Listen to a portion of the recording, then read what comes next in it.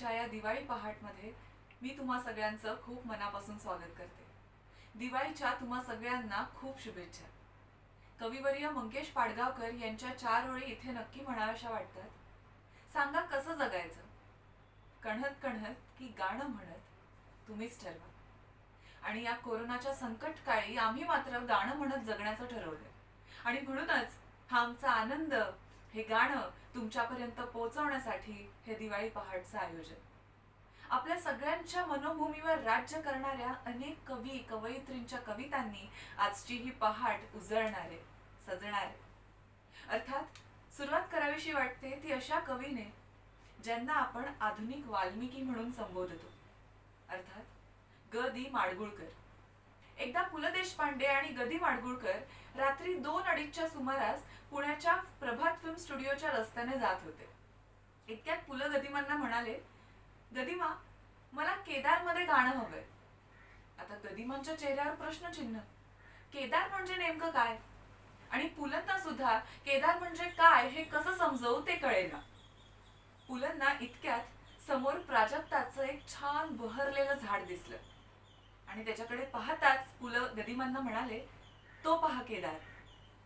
गदिमांनी तो केदार पाहिला, त्यांना समजला आणि ही कुणी छेडली तार या गाण्याच्या निमित्ताने तो आपल्या समोर आला।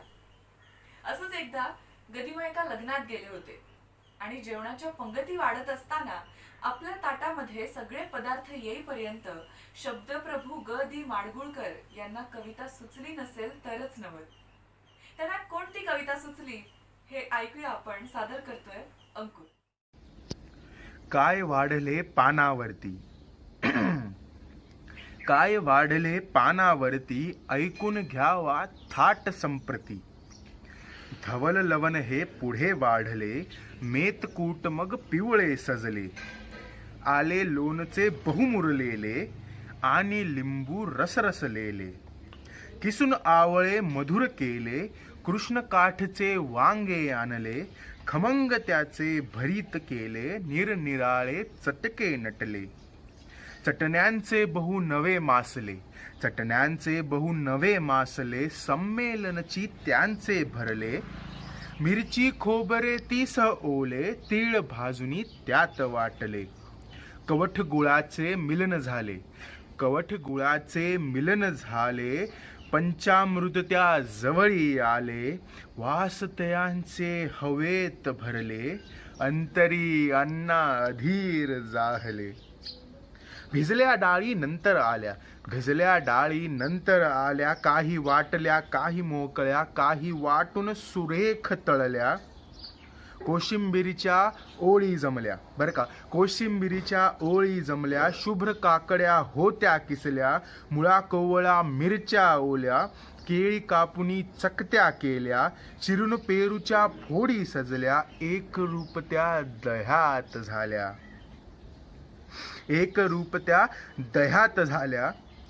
भाज्या आल्या आळू घोसाळी, भाज्या आल्या आळू घोसाळी। रान कारली काळी, सुरण तोंडली आणि पडवळी। चुका चाकवत मेथी कवळी, चंदन बटवा भेंडी कवळी। फणस कोवळा हिरवी केळी, काजूगरांची गोडी निराळी। दुधी भोपळा आणि रताळी, किती प्रकारे वेगवेगळी। फण्या पापड्या आणि सांडगे, कुणी आणुनी वाढी वेगे। गव्हल्या नकुल्या धवल मालत्या, खिरी तयांच्या शोभत होत्या। शेवयांच्या खिरी वाटल्या, आमट्यांनी मग वाट्या भरल्या।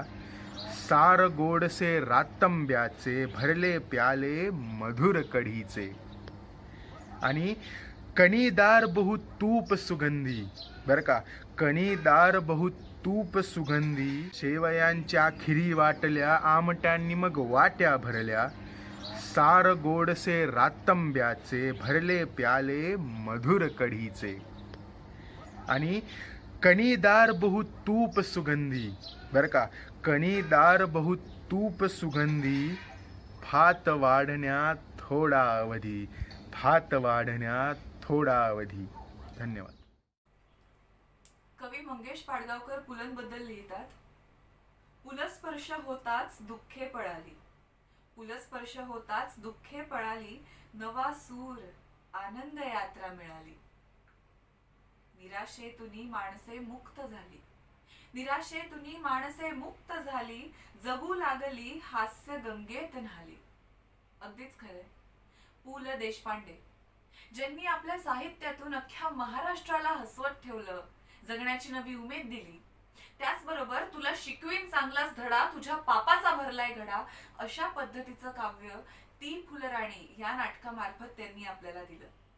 त्यांच्याच प्रतिभाविष्कारातून साकार झालेली याच नाटकातली एक कविता, जिला अभिनेत्री अमृता सुभाष यांनी चाल दिली आहे, ती मी आपल्या समोर सादर करण्याचा प्रयत्न करते.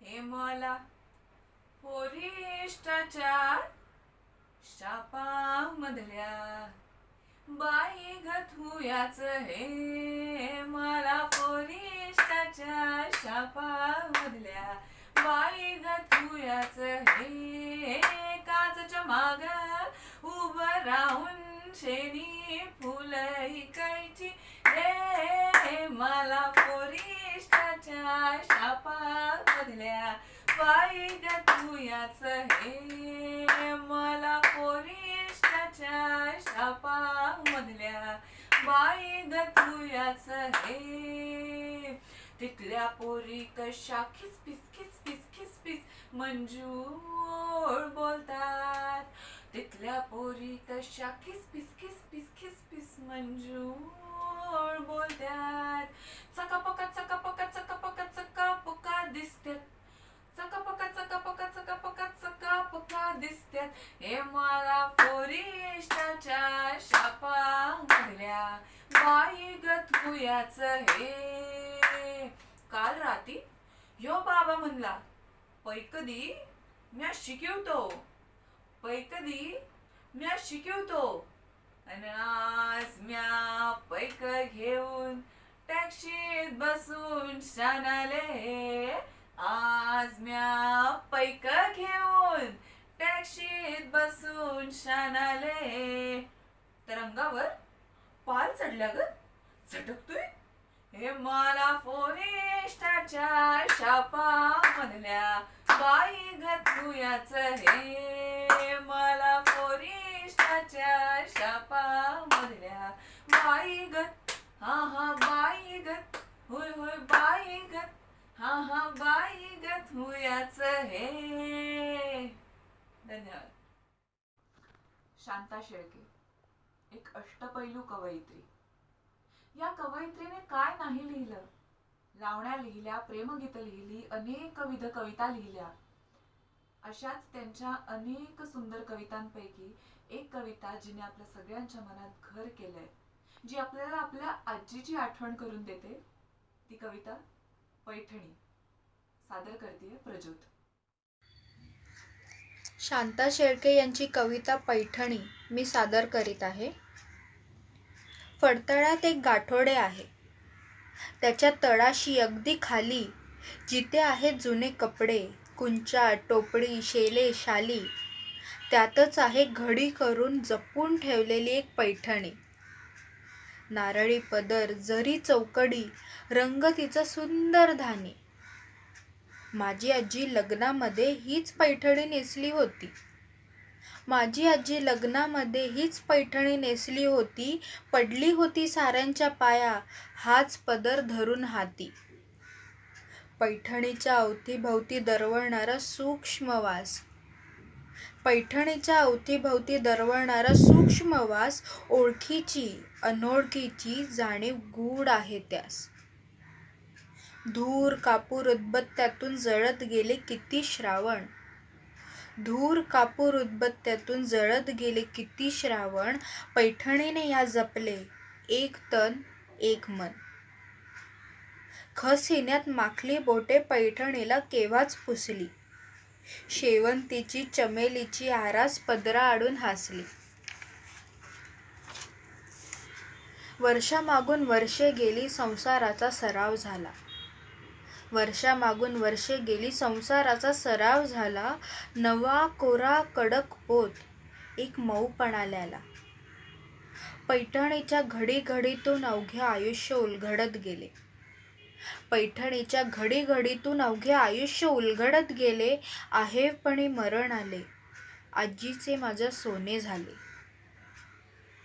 कधीतरी ही पैठणी मी धरते उरी कवळून, मऊ रेशमी स्पर्शामध्ये आजी भेटते मला जवळून.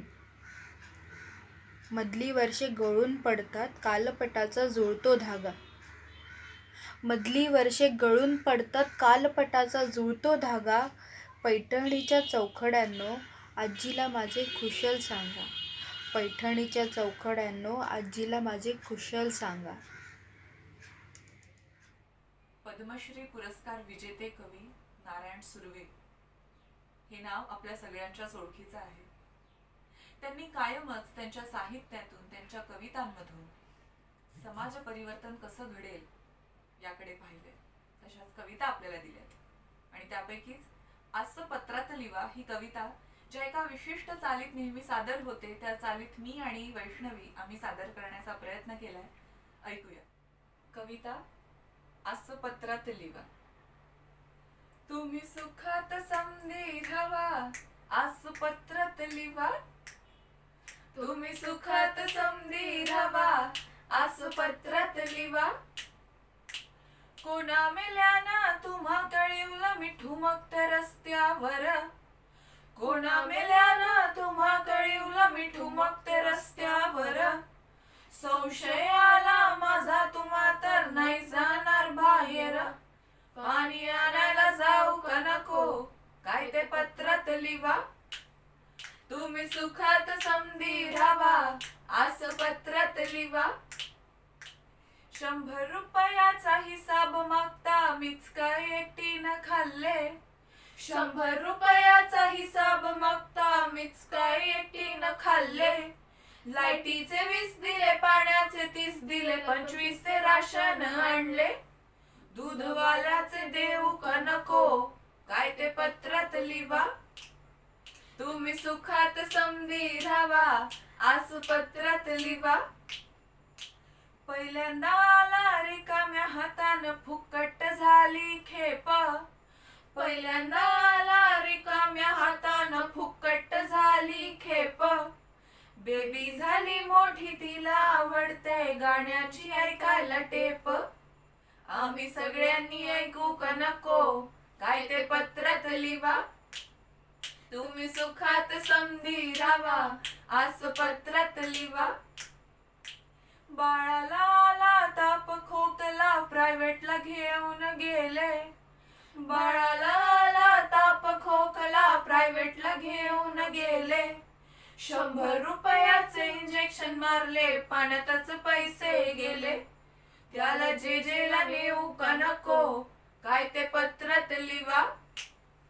तुम्ही सुखात समधी राहावा, आज पत्रात लिवा. नारी मुक्तीच्या भरतात सभा मीटिंगला आम्ही जातो. नारी मुक्तीच्या भरतात सभा मीटिंगला आम्ही जातो. तुझ्या बहिणीला मारतो नवरा, सगळ्या जणी धमकावतो. तिला सोडवाया जाऊ का नको, काय ते पत्रात लिवा. तुम्ही सुखात समधी राहावा, आज पत्रात लिवा.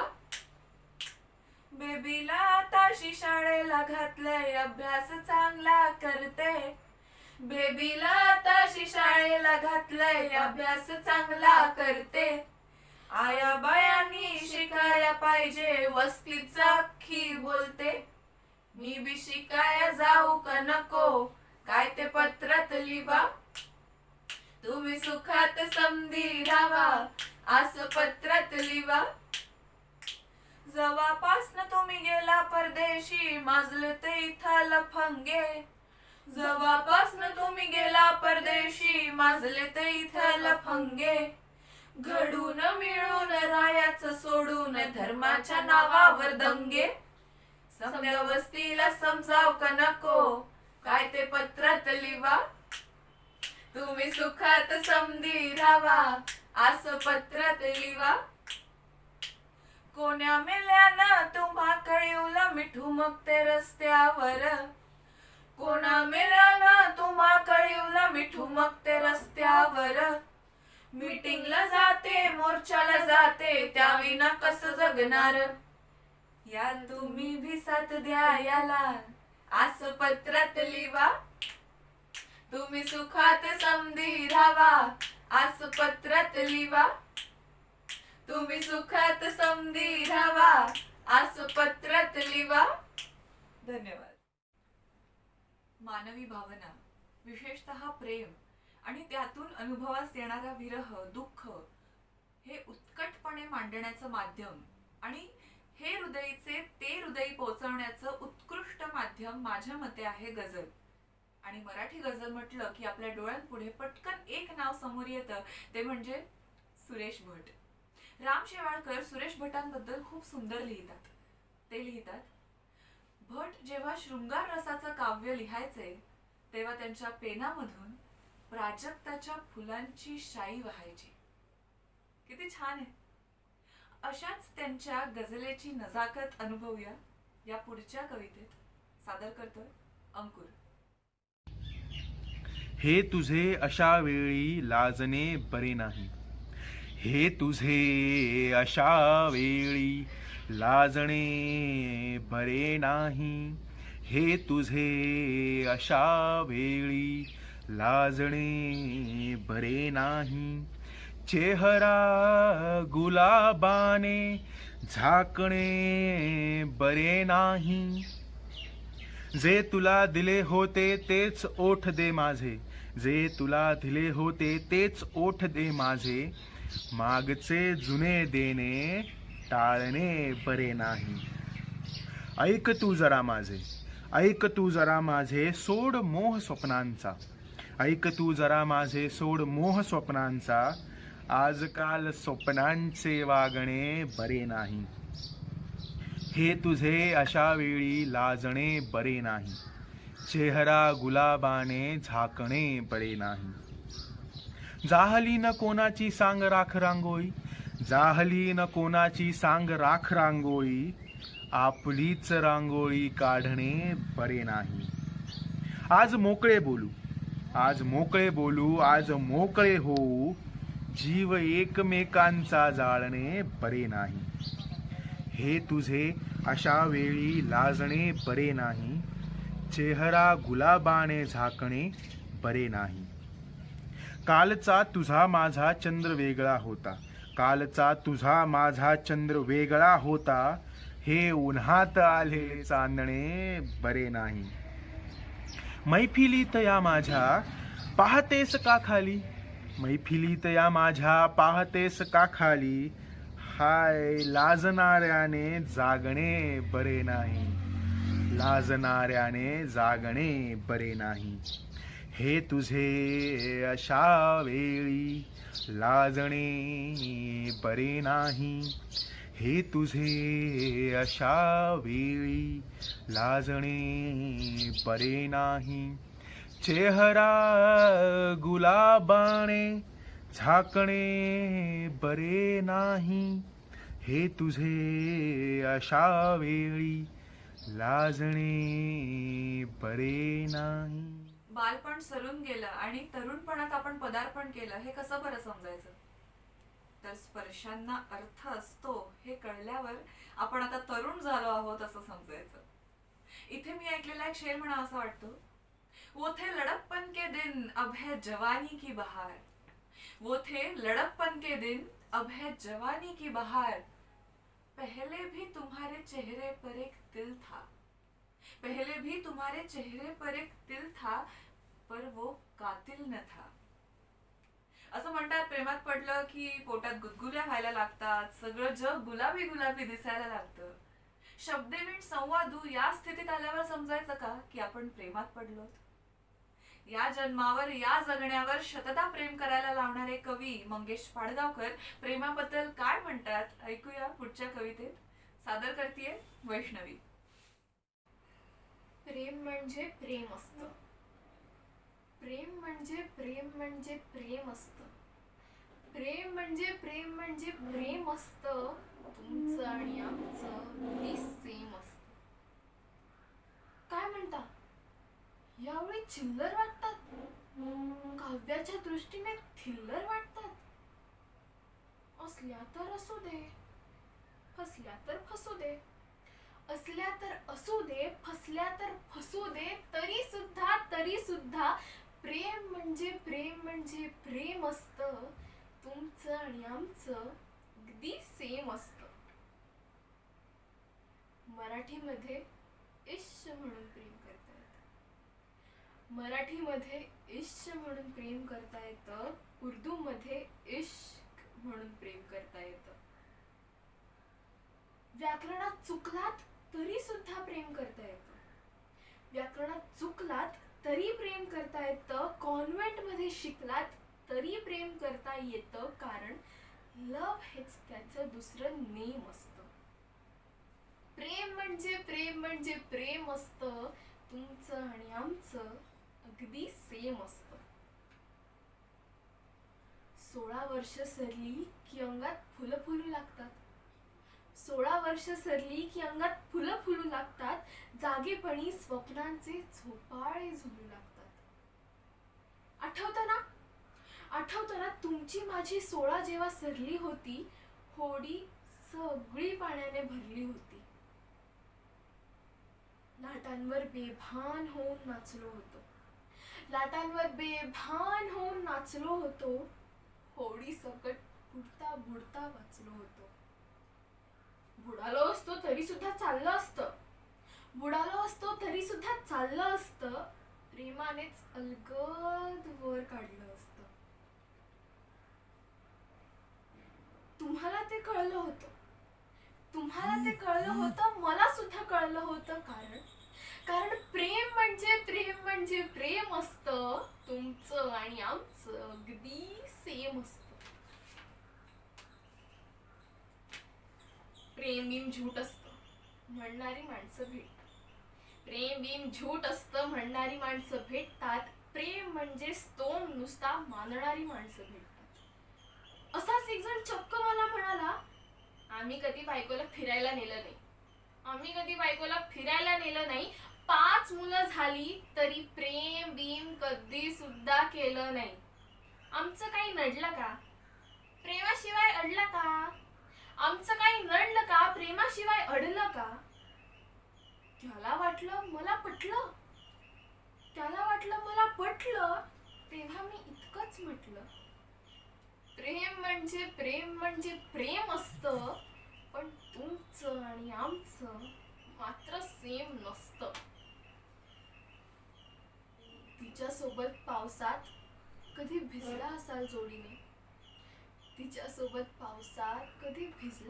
जोडीने. एक चॉकलेट अर्ध खाल्लं असेल गोडीने. भर दुपारी उन्हात कधी तिच्यासोबत तासनतास फिरला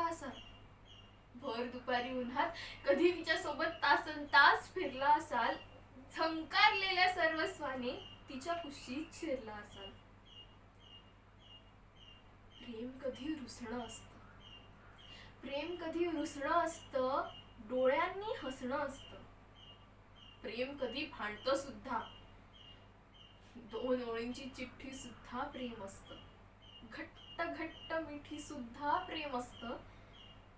प्रेम म्हणजे प्रेम असतं. तुमचं आणि आमचं अगदी सेम असतं.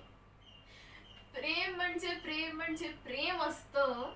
तुमचं आणि आमचं अगदी सेम असतं.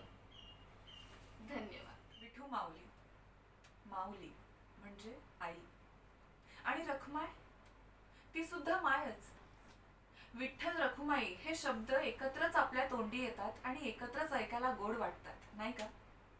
पण पंढरपुरात मात्र या दोघांची देवळं वेगवेगळी आहेत. असं का? तर लोकसाहित्यात याची अनेक कारणं आहेत आणि त्यापैकी एक कारण म्हणजे रखुमाई विठ्ठलावर रुसून दिंडीर वनात निघून गेली. रुसली रुक्मिणी गेली दिंडीर वना, गुलाल बुक्क्याची तिला गर्दी सोसना. याच बाबत रखुमाई आणि कवी यांच्यामध्ये काय संभाषण घडलंय आणि त्या संभाषणात रखुमाईचं नेमकं म्हणणं काय ऐकूया पुढच्या कवितेत. सादर करते प्रज्योत. कविता वामांगी, कवी अरुण कोलटकर. देवळात गेलो होतो मध्ये. तिथे विठ्ठल काही दिसेना. रखुमाई शेजारी नुसती वीट. मी म्हणालो राहिलं. रखुमाय तर रखुमाय, कोणाच्या तरी पायावर डोकं ठेवायचं. पायावर ठेवलेलं डोकं काढून घेतलं, आपल्यालाच पुढं मागं लागेल म्हणून.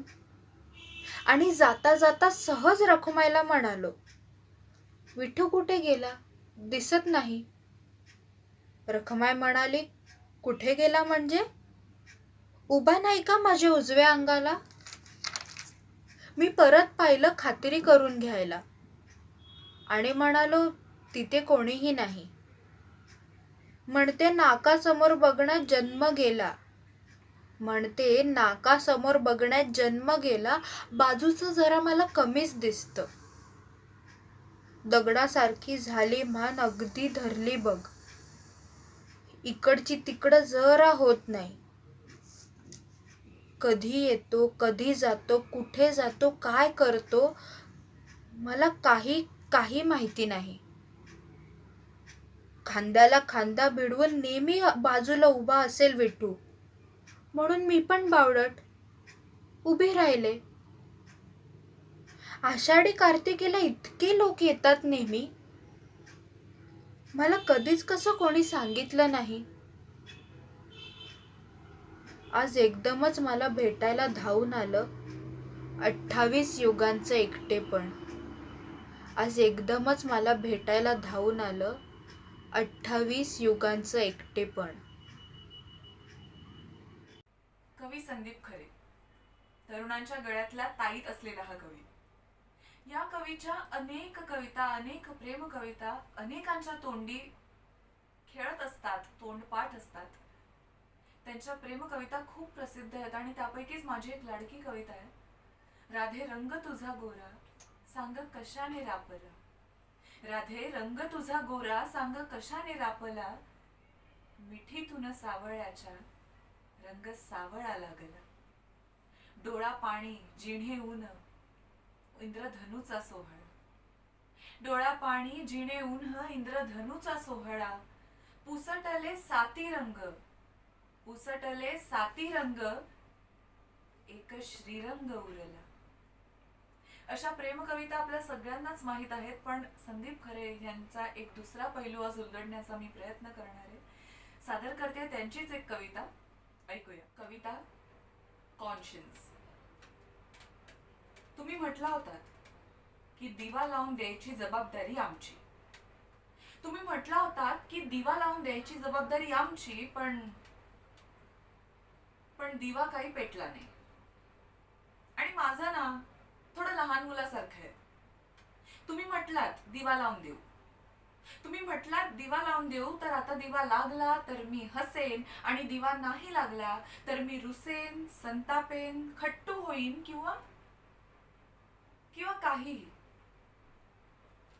मग तुम्ही घेऊन याल माझ्याकडे तुमची, खरं तर दिवा लावायचाच होता पण नाही जमलं ची अनेक कारणं, अनेक अडचणी. दिव्याचे फिलामेंट गेले होते किंवा फ्यूज उडाला होता, इथपासून विजेच्या खांबावर झाड कोसळलं किंवा पॉवर स्टेशनच बंद पडलं. आणि मग त्याची ही उपकारणं की कोळसा संपला किंवा धरण भरलंच नाही वा पाऊस पुरेसा झालाच नाही. पाताळापासून आकाशापर्यंत पसरतील तुमची कारणं, तुमच्या अडचणी.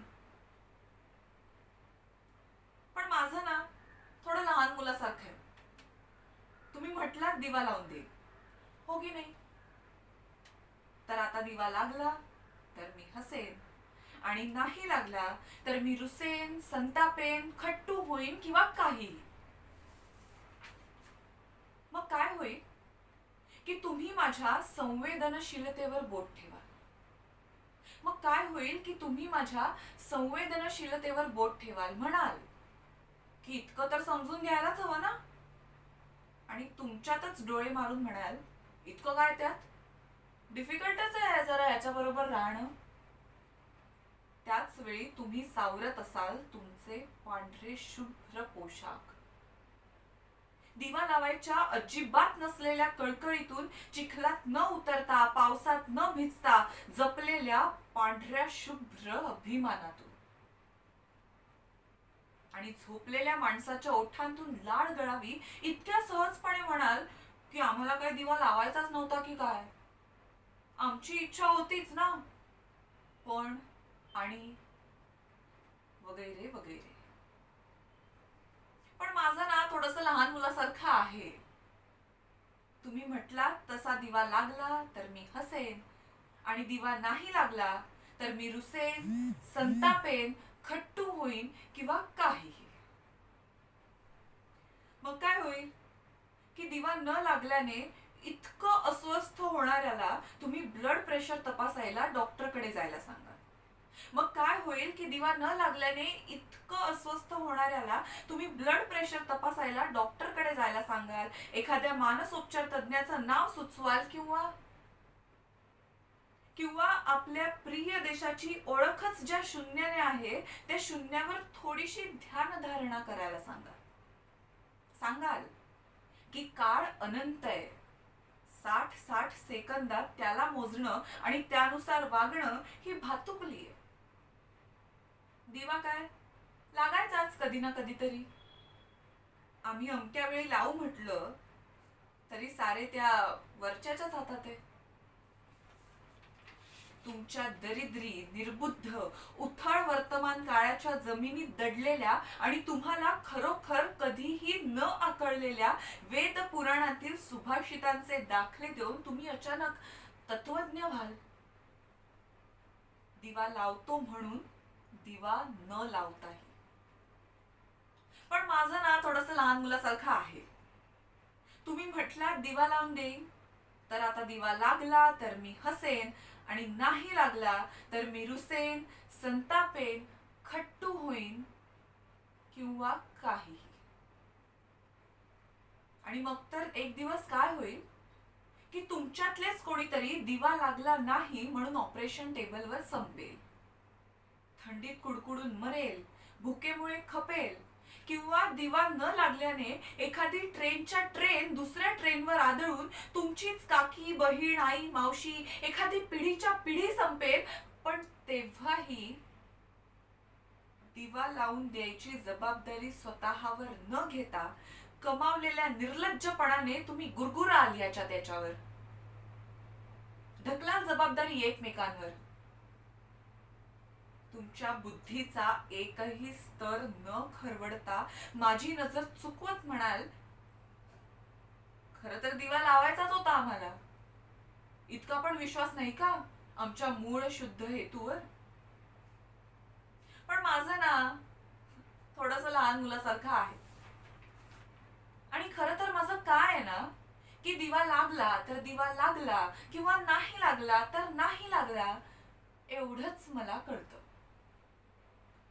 तुमची कारणं, अडचणी, मनस्ताप, घरगुती भांडणं, राष्ट्रीय धोरणं, जातपात, मोर्चे, समित्या, आयोग, हळवेपण, माणुसकी, परोपकार, दयाबुद्धी, प्रचंड राजकीय, सामाजिक, धार्मिक वारसे, यातलं काही म्हणता काही मला कळत नाही. दिवा लागला तर प्रकाश पडतो, नाही लागला तर अंधार असतो. हे तर देवघरात शांत बसलेल्या देवालाही कळतं, आणि पहिलीतल्या मुलालाही. तेव्हा सांगायचं इतकंच की तुम्ही म्हटला होतात मला की दिवा लावून द्यायची जबाबदारी आमची. पण माझं ना थोडंसं लहान मुलासारखं आहे. तुम्ही म्हटलात दिवा लावून देईन, तर आता दिवा लागला तर मी हसेन, आणि नाही लागला तर मी रुसेन, संतापेन, खट्टू होईन किंवा काहीही. धन्यवाद. दिवा हा जळण्यासाठी नसतो, तो उजळण्यासाठी असतो. आणि या दिवाळी पहाट मार्फत अशी आशा करते की तुमच्या आयुष्यात आनंदाचा एक छोटासा दिवा का होईना पण लागला असेल, आणि तुमच्या आयुष्याचा थोडासा काळ तरी त्याने उजळला असेल. पुलं म्हणतात, तुमचा पोटा पाण्याचा उद्योग तुम्हाला जगविल, तुमचा पोटा पाण्याचा उद्योग तुम्हाला जगविल, पण कलेशी केलेली मैत्री तुम्हाला का जगायचं हे समजावे. अर्थातच कला आपल्याला जगवते, जगण्यासाठी कारण देते, आनंद देते. आणि म्हणूनच हा दिवाळी पहाटचा प्रपंच. ही दिवाळी पहाट ही मान्यवरांच्या कवितांची मांदियाळी तुम्हाला कशी वाटली हे आम्हाला कॉमेंट सेक्शनमध्ये नक्की कळवा. आणि हा व्हिडिओ अनेक लोकांपर्यंत पोहोचवा, शेअर करा. कारण हा जो मराठी साहित्याचा अमूल्य वारसा पिढ्यानपिढ्या आपल्याकडे चालत आलेला आहे, जो आपल्याला लाभलाय, जे आपलं भाग्य आहे, हाच वारसा अविरतपणे आपल्याला पुढच्या अनेक पिढ्यांपर्यंत पोहोचवायचा आहे. आणि त्यासाठी केलेला हा प्रामाणिक प्रयत्न. आणि चहा आणि बरंच काही च्या यूट्यूब चॅनलला सबस्क्राईब करायला विसरू नका, व्हिडिओज लाईक करायला विसरू नका, शेअर करा. आणि असेच आपण पुढचे अनेक व्हिडिओज घेऊन भेटत राहू. शेवटी जाता जाता फक्त इतकंच म्हणेन, हा निशेचा तम सरू दे आणि आनंदाचा, नव्या उमेदीचा, आरोग्याचा उषक काल आपल्या सगळ्यांच्या आयुष्यात येऊ दे. धन्यवाद.